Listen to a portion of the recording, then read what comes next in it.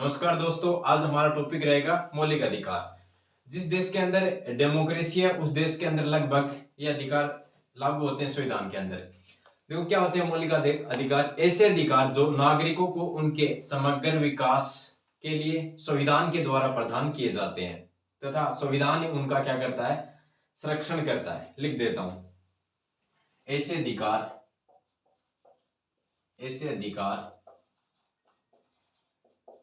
अधिकार जो नागरिकों के लिए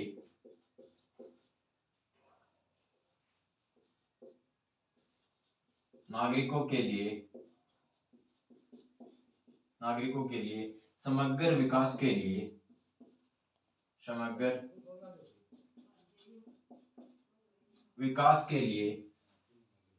संविधान के द्वारा प्रदान किए जाते हैं तथा उनका संरक्षण भी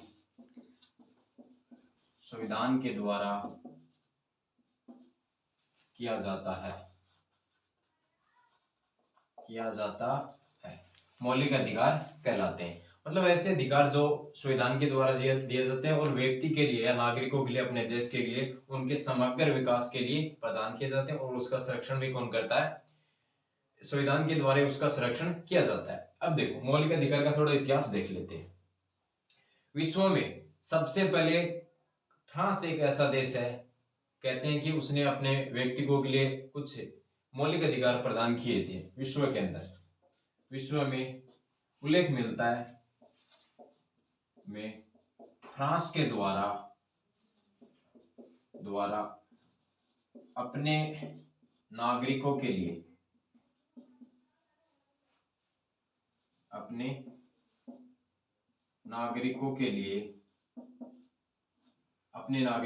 कुछ मूल अधिकार प्रदान किए थे। मौलिक अधिकार प्रदान किए थे।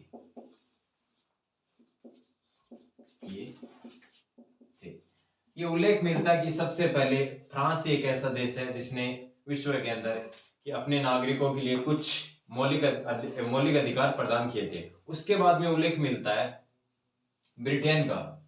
उसके बाद में किसका उल्लेख मिलता है, ब्रिटेन का।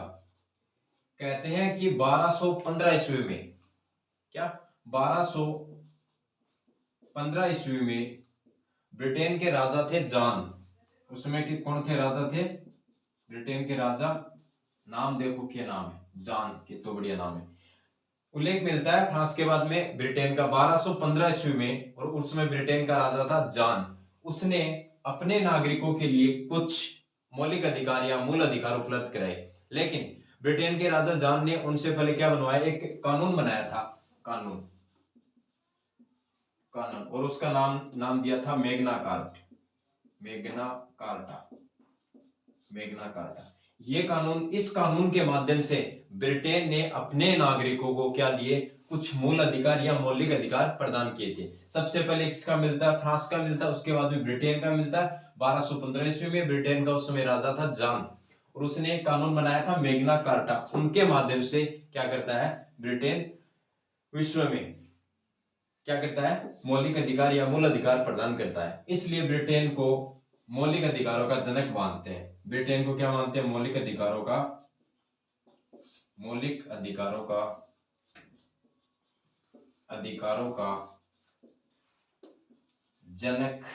माना जाता है। ब्रिटेन को मौलिक अधिकारों का जनक माना जाता है। लिख लिया होगा, साथ साथ उतार लिया होगा, ठीक है।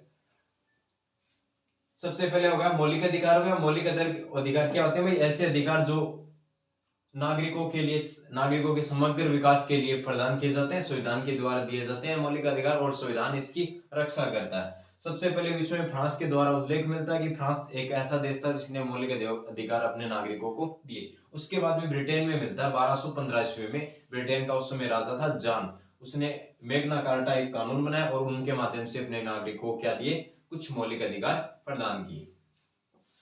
इसे मैं मिटा देता हूँ, साथ साथ लिख लिया करो, पूरी डिटेल से पढ़ाएंगे, कोई दिक्कत वाली बात नहीं है। देखो, इसके बाद में उल्लेख मिलता है 1793 में,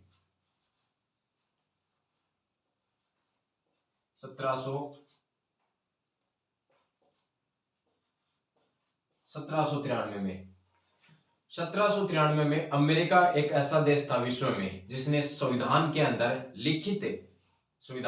लिखित अपने नागरिकों को मौलिक अधिकार प्रदान किए थे। 1793 में अमेरिका ने अपने नागरिकों को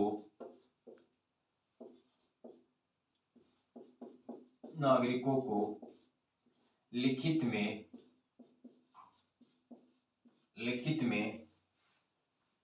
में मूल अधिकार प्रदान किए, मूल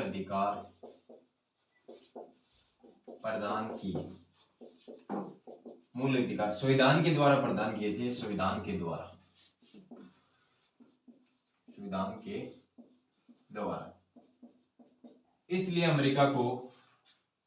इसलिए इसके क्या माना जाता है अमेरिका को, इसलिए अमेरिका को मूल अधिकारों का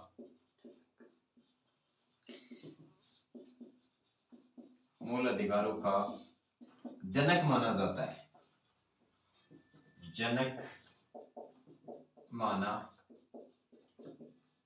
है, ये तो साहब विश्व की बात हो गई। टॉपिक है मौलिक अधिकार। सबसे पहले हमने देख लिया फ्रांस, देख लिया ब्रिटेन, देख लिया ब्रिटेन को मौलिक अधिकारों का जनक माना जाता है। उसके बाद में हमने देखा अमेरिका एक ऐसा देश था जिसने 1793 में अपने नागरिकों को संविधान के माध्यम से कुछ मौलिक अधिकार प्रदान किए। ये बात होगी विश्व की। अब हम बढ़ेंगे भारत के बारे में, देखते हैं कि भारत में मौलिक अधिकारों की मांग कहां से उठती है, कौन इसका प्रारूप तैयार करता है, किसको इसका मौलिक अधिकारों का भारत में जनक माना जाता है। देखो, बात है 1895 की। 1895 में भारत में मौलिक अधिकारों की मांग करते हैं बाल गंगाधर तिलक। 1895 में बाल गंगाधर तिलक द्वारा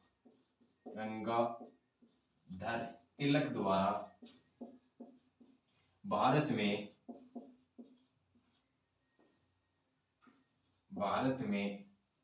मौलिक अधिकारों की मांग की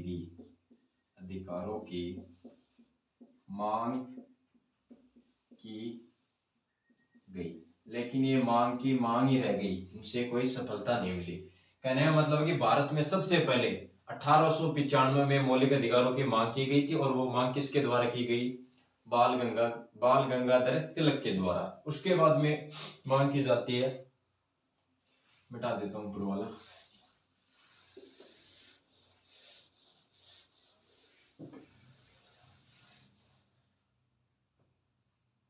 फिर 1928 की बात है। 1928 में मोतीलाल नेहरू द्वारा नेहरू रिपोर्ट के माध्यम से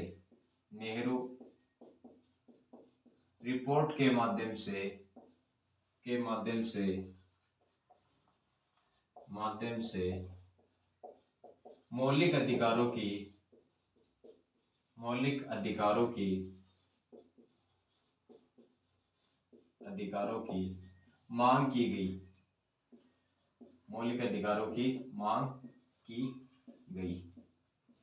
ठीक है। सबसे पहले भारत में कौन करता है मांग? सबसे पहले मांग कौन करता है? 1895 में बाल गंगाधर तिलक के द्वारा की जाती है। ठीक है। उसके बाद में 1928 में मोतीलाल नेहरू द्वारा नेहरू रिपोर्ट पेश करके और भारत में मौलिक अधिकारों की मांग की जाती है, लेकिन ये दोनों ही मांग क्या रहती हैं? सफल नहीं रहती है। उसके बाद में कौन करते हैं? पंडित जवाहरलाल नेहरू 1935 में क्या करते हैं? मौलिक अधिकारों की मांग करते हैं, बल्कि मांग ही नहीं करते, स्पष्ट मांग करते हैं। इसके बाद क्या होता है 1935 में, 1935 में पंडित जवाहरलाल नेहरू द्वारा, जवाहरलाल नेहरू द्वारा, लाल नेहरू द्वारा, नेहरू द्वारा भारत में, भारत में मौलिक अधिकारों की, भारत में मौलिक अधिकारों की, अधिकारों की मांग की जाती है, मांग की जाती है और मौलिक अधिकारों को क्या करते हैं, ये प्रारूप तैयार करते हैं और प्रारूप तैयार किया जाता है, तैयार किया जाता है। इसलिए भारत में मौलिक अधिकारों का जनक किसे माना जाता है, पंडित जवाहरलाल नेहरू को भारत में मौलिक अधिकारों का जनक माना जाता है। हो गया।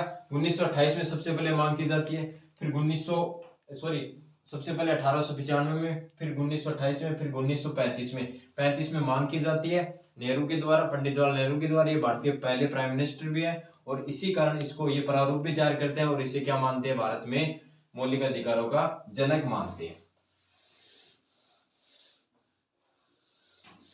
आगे देखो, ये तो हो गया प्रारूप। अब देखते हैं कि भारत के संविधान की बात करते हैं कि भारत के संविधान में मौलिक अधिकारों को कहां पर स्थान दिया गया है, कहां से लिए गए हैं। दो चार बात और कर लेते हैं। देखो, मौलिक अधिकार भारत में ये कहां से लिए गए हैं, अमेरिका से लिए गए हैं, अमेरिका से लिए गए हैं, लिए गए हैं। सीधा सा कहने का मतलब है कि भारत में मौलिक अधिकारों पर किस देश का प्रभाव है, अमेरिका से। भाग नंबर कितने हैं संविधान के, भाग नंबर 3 में इसको रखा गया है। ठीक है। अनुच्छेद कहां से कहां तक है, अनुच्छेद 12 से 35 तक इसका उल्लेख मिलता है। उल्लेख क्या मिलता है, ही है संविधान के अंदर, अनुच्छेद 12 से 35 तक है।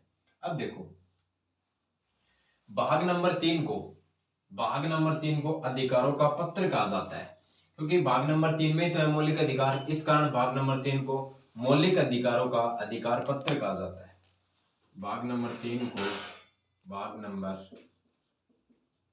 3 को अधिकारों का पत्र कहा जाता है, पत्र कहा जाता है। मौलिक अधिकारों को मैग्ना कार्टा संविधान की, मौलिक अधिकारों को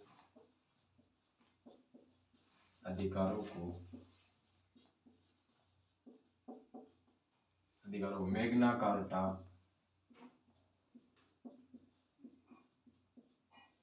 वह संविधान की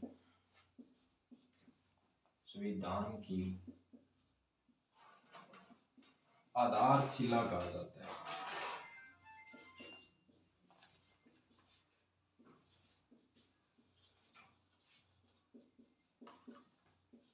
आधारशिला, भाग नंबर 3 को अधिकारों को पत्र कहा जाता है और उसे आधारशिला कहा जाता है। ठीक है, ऊपर वाला मिटा दो। अमेरिका से लिए गए भाग नंबर 3 में अनुच्छेद 12 से 35 इसका उपबंध किया गया है संविधान के अंदर।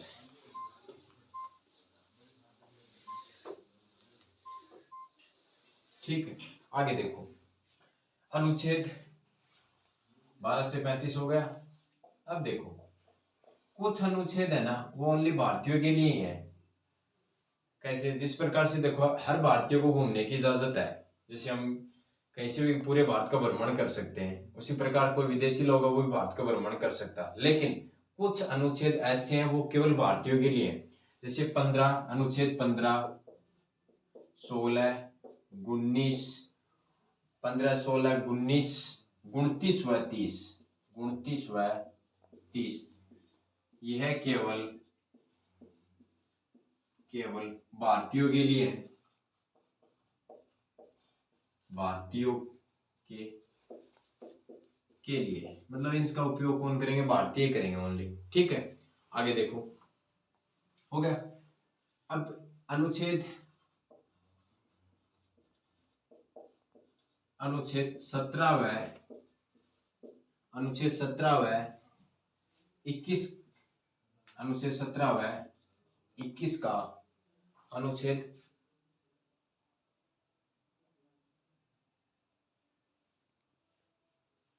अनुच्छेद 17 व 21 नहीं 24 है, अनुच्छेद 17 व 24 का कोई अनुच्छेद 17 व 24 का कोई अपवाद नहीं है, अपवाद नहीं, ये निरपेक्ष अनुच्छेद है, अपवाद नहीं है, या ये निरपेक्ष अनुच्छेद है, निरपेक्ष अनुच्छेद है।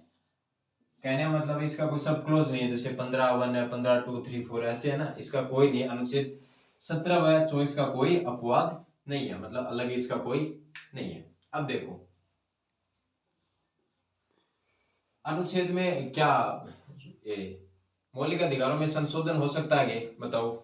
मौलिक अधिकारों में संशोधन हो सकता है कब, आपातकाल के दौरान। अनुच्छेद 352 के तहत मौलिक अधिकारों में संशोधन हो सकता है। अनुच्छेद संशोधन, मौलिक अधिकारों में संशोधन, मौलिक अधिकारों में संशोधन हो सकता है भाई,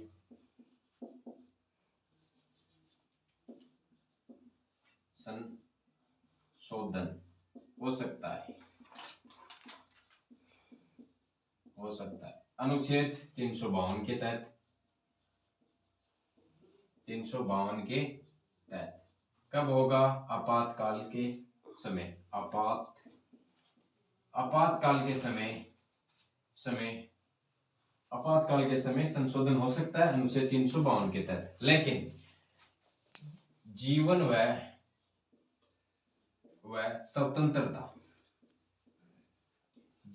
स्वतंत्रता को छोड़कर बाकी के हमारे मौलिक अधिकार क्या हो जाते हैं, निलंबित हो जाते हैं। ये दो मौलिक अधिकार हमें क्या रहते हैं, बरकरार रहते हैं, मतलब बने रहते हैं।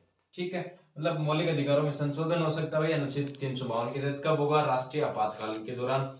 लेकिन जीवन व स्वतंत्रता का अधिकार दो को छोड़कर बाकी क्या हो जाएंगे, निलंबित हो जाते हैं। आगे देखो, हर चीज पढ़ाएंगे आपको, कोई कहा डिटेल से आएगा, जो मैटर आएगा वो। ठीक है, आगे देखो, हो गया। अब देखो, एक संविधान संशोधन हुआ था 44वां संविधान संशोधन कब हुआ था, 1978 की बात है। इस संविधान संशोधन के माध्यम से क्या कहा गया था, 44वें संविधान संशोधन के माध्यम से 1944वें संविधान संशोधन 1978 के माध्यम से ये प्रावधान किया गया कि अनुच्छेद 20 व 21 को निलंबित नहीं किया जाता है। इसके माध्यम से ये भी प्रावधान किया गया अनुच्छेद 20 व 21 को निलंबित नहीं किया जाएगा, निलंबित नहीं किया जाएगा।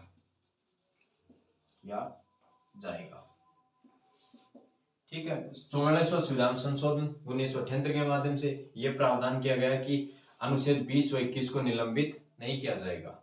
ठीक है, तो चलो दोस्तों, आज हम इतना ही पढ़ेंगे, फिर देखेंगे कि कितने हमारे मौलिक अधिकार हैं। हमारे मौलिक अधिकार कितने हैं, 7 दिए गए हैं, वर्तमान में कितने